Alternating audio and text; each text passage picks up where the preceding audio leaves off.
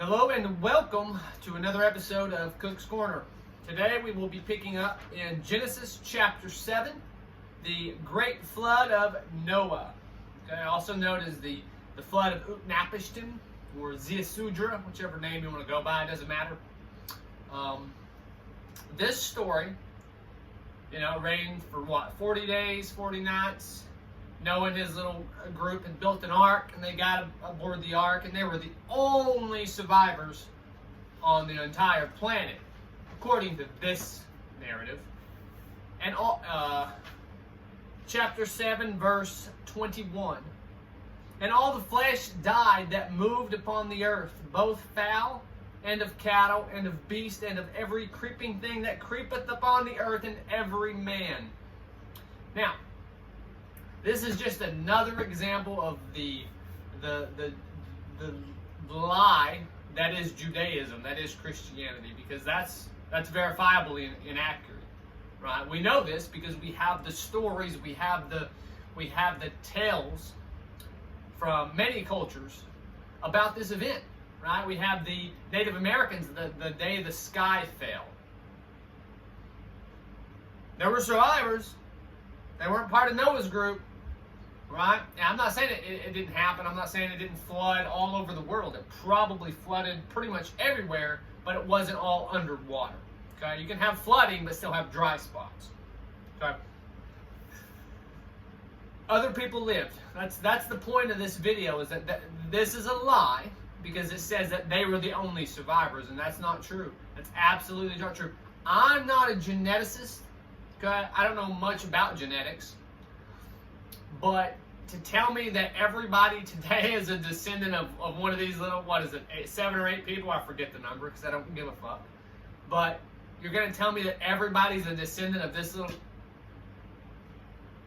Come on. Get the fuck out. Don't bring me that bullshit, okay? Because it's bullshit. It's verifiable bullshit.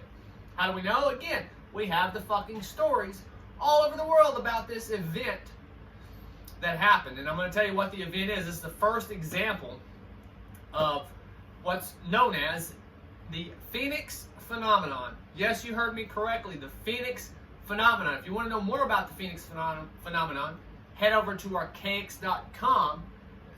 This guy is a master when it comes to history. Okay, he's got all the charts laid out. They're free.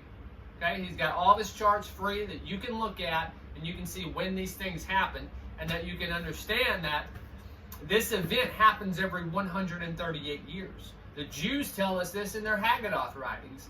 The angel of death visits the world every 138 years. Okay, it's been known for many, many ages. Okay, this isn't any new information. Okay, they've just hid it. And another way we know that this is a Phoenix event is because of the Easter egg that they leave about the pre-flood world. They tell us that the pre-flood world is 1656 years long. We'll do the math. 138 times 12 is what? Oh, that's right. It's 1656. They gave us a Phoenix reference right there in plain sight that most people aren't going to understand. Okay? But, yeah, Genesis chapter 7 is a bold-faced Jewish lie. That's what it is. So anybody wants to believe that that the entire world was flooded and only Noah and his little group survived, those people, they have something wrong up here, right? They just, common sense, critical thinking is not there. They're cultists. And in a cult, it doesn't matter what the truth is. It does not matter. In a cult, you are going to do what the cult tells you. You're going to believe what the cult tells you. And any outside information, you are going to have to practice exclusions in order to make your cult beliefs work.